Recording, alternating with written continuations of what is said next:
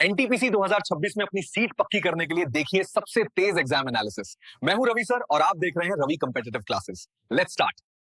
Welcome to this deep dive analysis session brought to you by Ravi Competitive Classes.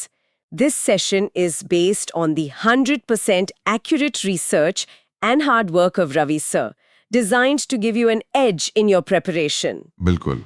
तो आज के इस analysis में हम एकदम डिटेल में जाएंगे। आज का हमारा मिशन है 18 मार्च सेकेंड शिफ्ट के आरआरबी एनटीपीसी एग्जाम का पेज बाय पेज और सवाल दर सवाल डाइसेक्शन करना। हाँ, और हम इसको बहुत ही स्ट्रक्चर्ड रखने वाले हैं। हम एक स्ट्रिक्ट 3 स्टेप फॉर्मूला अपना रहे हैं आज। राइट। पहले हम एग्जैक्ट सवाल देखेंगे जो एग्जाम में आया, फिर उसका सही जवाब ऑप्शन के साथ बताएंगे, और तीसरा और सबसे इंपॉर्टेंट स्टेप उसका डीप एनालिसिस, यानी एक्स्ट्रा फैक्ट्स, कुछ कमाल की ट्रिक्स और अपकमिंग शिफ्ट्स के कैंडिडेट्स के लिए अलर्ट्स। टेलीग्राम पर जिन स्टूडेंट्स ने मेमोरी बेस्ड क्वेश्चंस भेजे हैं उनको एक बड़ा सा थैंक यू बोलते हैं। बिल्कुल, उनकी वजह से ही ये एनालिसिस पॉसिबल हो पाया है। तो शुरुआत करते हैं सीधे पार्ट 1 से, इतिहास के पन्नों से। पहला पेज जो हमारे पास है एंशिएंट और मिडीवल हिस्ट्री का मिक्स है। तो क्वेश्चन नंबर 1 कुछ इस तरह था, 11वीं शताब्दी में अलबरूनी द्वारा भारत पर लिखी गई पुस्तक का नाम क्या है? इसका सही उत्तर होगा ऑप्शन बी, किताबुल हिंद। ये किताब अरबी भाषा यानी अरेबिक में लिखी गई थी। अच्छा, अरेबिक में? हाँ, और स्टूडेंट्स को ये ध्यान रखना चाहिए कि इसे तहकीक ए हिंद भी कहा जाता है, लेकिन एग्जामिनर ने जो बाकी ऑप्शंस दिए थे वो भी उतने ही इंपॉर्टेंट हैं। जैसे एक ऑप्शन था शाहनामा, ये फिरदौसी ने लिखी थी। फिर एक ऑप्शन था रहला, जिसे इब्न बतूता ने लिखा, और हुमायूं नामा जो गुलबदन बेगम ने लिखा था। ये सारी किताबें उस दौर की बहुत इंपॉर्टेंट सोर्सेज हैं। तो मतलब मैं सोच रही थी, क्या ये किताबें उस समय की एक तरह से टाइम मशीन की तरह काम करती हैं? अरे बिल्कुल, ये लिटरली टाइम मशीन्स हैं। इन्हें पढ़कर उस टाइम का पूरा पॉलिटिकल और सोशल स्ट्रक्चर समझ आता है। फैसिनेटिंग। चलिए मॉडर्न हिस्ट्री की तरफ चलते हैं। क्वेश्चन नंबर 2, महात्मा गांधी ने 1922 में असहयोग आंदोलन यानी नॉन कोऑपरेशन मूवमेंट क्यों वापस लिया था? इसका सही जवाब है ऑप्शन सी, चौरी चौरा की हिंसक घटना के कारण। ये तो काफी फेमस इंसिडेंट है। हाँ, गोरखपुर के पास एक पुलिस स्टेशन में भीड़ ने आग लगा दी थी। गांधी जी अहिंसा पर पूरी तरह अडिग थे, तो उन्होंने तुरंत इस मूवमेंट को स्थगित कर दिया। उनको लगा कि लोग अभी अहिंसक आंदोलन के लिए तैयार नहीं हैं। Right, principles over everything else. इसके कुछ साल बाद एक और बड़ा मूवमेंट रुका था। तो क्वेश्चन नंबर 3 यही था, 1931 के गांधी इरविन समझौते के बाद कौन सा आंदोलन स्थगित हुआ था? इसका करेक्ट आंसर होगा ऑप्शन ए, सविनय अवज्ञा आंदोलन यानी सिविल डिसोबीडियंस मूवमेंट। ओके। और अपकमिंग शिफ्ट्स के एस्पिरेंट्स के लिए यहाँ अलर्ट ये है कि इस समझौते की डेट याद रखें। ये 5 मार्च 1931 को हुआ था। इसमें कुछ बड़ी शर्तें थी, जैसे गांधी जी दूसरे गोलमेज सम्मेलन यानी लंदन में जो राउंड टेबल कॉन्फ्रेंस थी, वहां जाने के लिए राजी हुए। अच्छा, और वो नमक बनाने वाली बात भी इसमें थी ना? बिल्कुल सही। एक शर्त ये भी थी कि तटीय इलाकों यानी कोस्टल एरियाज के लोग अपने पर्सनल यूज के लिए नमक बना सकते हैं, और पॉलिटिकल प्रिजनर्स की रिहाई भी इसमें शामिल थी। Got it. चलिए थोड़ा और पीछे एंशिएंट हिस्ट्री में वापस चलते हैं। क्वेश्चन नंबर 4 एक आर्कियोलॉजिकल साइट के बारे में था, लंघनाज, जो कि गुजरात में है। ये किस युग का पुरातात्विक स्थल है? ये बड़ा डीप क्वेश्चन था। इसका आंसर है ऑप्शन डी, मध्य पाषाण युग, जिसे हम मेसोलिथिक एज कहते हैं। Mesolithic, okay. हाँ, ये साइट साबरमती नदी के आसपास है और यहाँ एचडी संकालिया ने खुदाई की थी। कैंडिडेट्स यहाँ ध्यान दें कि सिर्फ हड़प्पा याद रखने से काम नहीं चलेगा। अब एग्जामिनर मेसोलिथिक और नियोलिथिक साइट्स पर भी फोकस कर रहा है। बिल्कुल। तो इतिहास से अब सीधा टेक्नोलॉजी और ज्योग्राफी पर आते हैं। पेज 4 और 5 पर बढ़ते हैं। क्वेश्चन नंबर 5 एक बेसिक कंप्यूटर शॉर्टकट पर था, Ctrl+Y का उपयोग किस लिए किया जाता है? इसका आसान सा जवाब है ऑप्शन बी, रीडू, यानी जो एक्शन आपने अभी अंडू किया है उसे वापस लाने के लिए। अंडू तो Ctrl+Z होता है, राइट? सही कहा। और इसमें कंफ्यूज होने से बचने के लिए रवि सर ने एक स्पेशल ट्रिक दी है। स्टूडेंट्स इसको ध्यान से सुने और नोट कर लें। ट्रिक है, Z से हटाओ, Y से वापस लाओ। Z से हटाओ, Y से वापस लाओ। ये तो बहुत कैची है ना? एक बार फिर बोलता हूं, Z से हटाओ, Y से वापस लाओ। परफेक्ट। अब क्वेश्चन नंबर 6 और 7 लगातार एनवायरनमेंट से थे। पहला सवाल था कि विश्व की 10% जैव विविधता यानी बायोडाइवर्सिटी कहाँ पाई जाती है? इसका आंसर है ऑप्शन ए, अमेज़न बेसिन में। राइट। और क्वेश्चन नंबर 7 बड़ा इंटरेस्टिंग था। बाढ़ सहिष्णु यानी फ्लड टॉलरेंट चावल की किस्म कौन सी है? इसका सही उत्तर है ऑप्शन सी, स्वर्णा सब 1। इसे स्कूबा राइस भी बोलते हैं। वेट, सच में स्कूबा राइस? ये तो ऐसा लग रहा है जैसे चावल का अपना स्कूबा डाइविंग सूट हो। अरे बिल्कुल वैसा ही काम करता है ये। नॉर्मली चावल का पौधा डूब जा तो खराब हो जाता है, पर ये किस्म 14 से 17 दिन तक पानी के अंदर जिंदा रह सकती है। इसे साइंटिस्ट ने स्पेशल जीन मॉडिफाई करके बनाया है।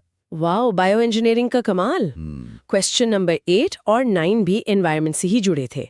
8वां सवाल था कि कार्बन बजट की अवधारणा और रिपोर्ट कौन पेश करता है? इसका उत्तर है option B, global carbon project. ये ग्लोबल एमिशंस को ट्रैक करता है। अच्छा, और 9वां सवाल SDGs पर था।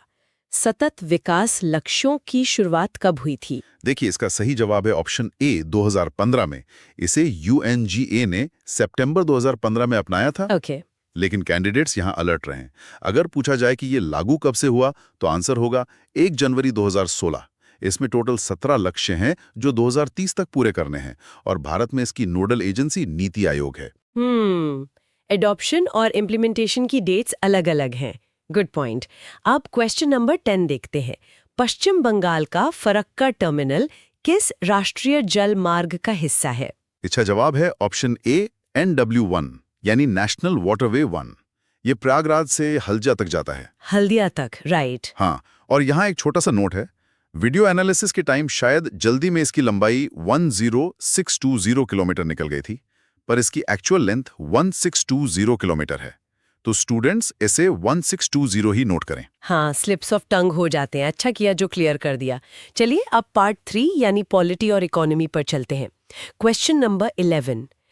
1193 से 94 ईस्वी में कुतुबुद्दीन ऐबक द्वारा निर्मित पहली संरचना कौन सी थी? इसका उत्तर है ऑप्शन सी, कुव्वत उल इस्लाम मस्जिद। ओह, ज्यादातर लोग तो कुतुब मीनार सोच रहे होंगे। वही तो ट्रैप है। कुतुब मीनार का निर्माण लगभग 1199 में शुरू हुआ था, पर एग्जामिनर ने साल 1193-94 पूछा है, इसलिए कुव्वत उल इस्लाम मस्जिद सही होगा। क्रोनोलॉजी पर ध्यान देना बहुत जरूरी है। बिल्कुल। अब करंट बजट से एक सवाल था। Question number 12। 2025-26 बजट में बीमा यानी इंश्योरेंस क्षेत्र में FDI सीमा कितनी कर दी गई है? इसका सही जवाब है ऑप्शन डी, 100%। पहले ये 74% थी। 100%? ये तो बहुत बड़ा जंप है। हाँ, निर्मला सीतारामन जी ने इसकी घोषणा की थी, लेकिन इसमें एक बड़ी शर्त है। फॉरेन कंपनीज 100% निवेश तो कर सकती हैं, पर उन्हें अपना पूरा प्रीमियम भारत में ही इन्वेस्ट करना होगा। यानी पैसा देश के बाहर नहीं जाएगा? एग्जैक्टली। और इसके पीछे का लक्ष्य है 2047 तक सबको इंश्योरेंस देना। इसके लिए सबका बीमा सबकी रक्षा विधेयक भी लाया गया है। Smart move. Okay. Question number 13 polity का सवाल है। अनुच्छेद 39A का मुख्य प्रावधान क्या है? इसका आंसर है ऑप्शन ए, समान न्याय और मुफ्त कानूनी सहायता यानी इक्वल जस्टिस और फ्री लीगल एड। इसे 42nd संशोधन के जरिए जोड़ा गया था। इसी के तहत नालसा का गठन भी हुआ। अच्छा। और पॉलिटी की बात हो रही है तो एक बोनस ट्रिक दे देता हूं। अगर एग्जाम में आर्टिकल 50 आ जाए तो कैसे याद रखेंगे? कैसे? ट्रिक है 50-50 कर दिया न्यायपालिका और कार्यपालिका को, यानी separation of judiciary from executive. अरे वाह, 50-50 कर दिया। ये तो सच में भूलने वाला नहीं है। क्वेश्चन नंबर 14 देखते हैं। इकोनॉमी से था। पर्यटन यानी टूरिज्म किस सेक्टर में आता है? इसका सिंपल सा जवाब है ऑप्शन सी, तृतीय क्षेत्र यानी टर्शरी सेक्टर, क्योंकि ये एक सर्विस है। राइट। और क्वेश्चन नंबर 15 में पूछा गया था कि कैबिनेट मंत्री और राज्य मंत्री के बीच मुख्य अंतर क्या है? तो मैं इसे ऐसे समझती हूँ कि अगर मंत्रालय एक गाड़ी है तो कैबिनेट मंत्री ड्राइवर हैं और राज्य मंत्री एक तरह से उनका विंगमैन है। क्या ये सही है? अरे बिल्कुल सटीक एनालॉजी है ये। हायरार्की देखें तो सबसे ऊपर प्राइम मिनिस्टर, फिर कैबिनेट मंत्री जो बड़े डिपार्टमेंट संभालते हैं और हर मीटिंग में जाते हैं। हाँ। फिर आते हैं राज्य मंत्री यानी MOS। ये विंगमैन की तरह असिस्ट करते हैं और कैबिनेट मीटिंग में तभी जाते हैं जब उनके डिपार्टमेंट की बात हो रही हो। Got it. अब आते हैं पार्ट 4 पर, करंट अफेयर्स, स्पोर्ट्स और अवार्ड्स। Question number 16। 11वें विश्व हरित अर्थव्यवस्था शिखर सम्मेलन यानी WGES 2025 की थीम क्या थी? इसका जवाब होगा ऑप्शन बी। इसकी थीम थी innovating for impact, accelerating the future of the green economy. ये सम्मेलन दुबई में हुआ था। दुबई में, okay. Question number 17 sports history से था। आजादी के बाद 1948 में पहली बार राष्ट्रीय खेल कहाँ आयोजित हुए थे? सही उत्तर है ऑप्शन डी, लखनऊ। वैसे इन खेलों की शुरुआत 1924 में लाहौर से हुई थी, पर आजादी के बाद पहला एडिशन लखनऊ में हुआ था। राइट। अब एक थोड़ा लंबा सवाल था। क्वेश्चन नंबर 18 रंपा विद्रोह के बारे में गलत कथन की पहचान करनी थी। हाँ, और इसमें जो गलत ऑप्शन था वो था ऑप्शन सी, जिसमें लिखा था कि ये विद्रोह महाराष्ट्र में हुआ तो था। अब एक्चुअली में कहाँ हुआ था? ये आंध्र प्रदेश में हुआ था, उस वक्त की मद्रास प्रेसिडेंसी में। इसके नेता थे ओल्लूरी सीतारामा राजू, जिन्हें लोग मानियम वीरुदु यानी जंगल का नायक भी कहते थे। अच्छा, वो जो फॉरेस्ट लॉज आए थे उनके खिलाफ। बिल्कुल सही, उन्होंने ट्राइबल्स के अधिकार के लिए लड़ाई लड़ी थी। कि एक जगह बसना शुरू किया, तब जाके रिलीजन और मंदिर आए। पर ये साइट तो शायद कुछ और ही कहती है। एग्जैक्टली। गोबेकली टेपे ने टेक्स्ट बुक्स बदल दी हैं। ये दुनिया का सबसे पुराना मंदिर है और इसे किसानों ने नहीं, शिकारी संग्राहकों ने बनाया था। यानी हंटर गैदरर्स ने? हाँ, मतलब लोग पहले धार्मिक वजहों से इकट्ठा हुए और फिर उन लोगों को खिलाने के लिए खेती इन्वेंट करनी पड़ी। ये एक बहुत बड़ा पैराडाइम शिफ्ट है हिस्ट्री में। Wow, religion came first. Question number 20 polity से था। अनुच्छेद 243Y के तहत राज्य वित्त आयोग अपनी रिपोर्ट किसे सौंपता है? इसका डायरेक्ट आंसर है ऑप्शन ए, राज्यपाल को। राज्यपाल फिर उस रिपोर्ट को राज्य विधानमंडल के सामने रखते हैं। Right. Question number 21 current award से था। डॉक्टर बुधारी ताती, जिन्हें पद्मश्री 2026 मिला है, वो किस क्षेत्र से हैं? सही जवाब है ऑप्शन सी, समाज सेवा। ये दंतेवाड़ा से हैं और एस्पिरेंट्स को ये 2026 के पद्म अवार्ड्स के स्टैट्स याद होने चाहिए। टोटल 131 अवार्ड्स दिए गए हैं। नंबर्स इंपॉर्टेंट है यहाँ। बिल्कुल। 5 पद्म विभूषण, 13 पद्म भूषण और 113 पद्मश्री। तो कैंडिडेट्स ये 5, 13 और 113 का फिगर जरूर नोट कर लें। चलिए अब पार्ट 5 यानी जनरल साइंस की तरफ बढ़ते हैं। क्वेश्चन नंबर 22 बायोलॉजी से था। पत्तियों में हरा वर्णक जो प्रकाश संश्लेषण करता है क्या कहलाता है? ये आसान था, आंसर है ऑप्शन बी, क्लोरोफिल। और क्वेश्चन 23 किचन केमिस्ट्री से था। मेयोनीज बनाने की प्रक्रिया क्या कहलाती है? बताइए। जब मैं तेल और पानी मिलाती हूँ तो वो अलग अलग रहते हैं, तो ये मेयोनीज में तेल और सिरका एक साथ कैसे जुड़ जाते हैं? यही तो साइंस है। इसमें अंडे की जर्दी यानी एग योक मिलाई जाती है, जो एक इमल्सिफायर का काम करती है। ये तेल और सिरके के बीच दोस्ती करवा देती है। हाँ, मतलब तेल और सिरके की जबरदस्त दोस्ती अंडे के थ्रू करवाई जाती है। बिल्कुल ऐसे ही समझ लीजिए। अच्छा, क्वेश्चन नंबर 24 फिजिक्स का एक ट्रिकी सवाल था। अगर वस्तु गति कर रही है तो कौन सी राशि शून्य हो सकती है? देखिए, इसका उत्तर है ऑप्शन सी, विस्थापन यानी डिस्प्लेसमेंट और एवरेज वेलोसिटी। मतलब अगर मैं एक सर्कुलर ट्रैक पर दौड़ रही हूँ और वापस स्टार्ट लाइन पर आके रुक जाऊं, तो मैंने एनर्जी तो लगाई, पर फिजिक्स बोलेगा कि मैंने कुछ जीरो कर दिया। एग्जैक्टली, क्योंकि आप जहां से चली थी वहीं वापस आ गई, तो फाइनल माइनस इनिशियल पोजीशन 0 हो गई। और जब डिस्प्लेसमेंट 0 होगा तो एवरेज वेलोसिटी भी शून्य हो जाएगी, भले ही आपने डिस्टेंस कितनी भी कवर की हो। ये कॉन्सेप्ट्स एकदम क्लियर होने चाहिए।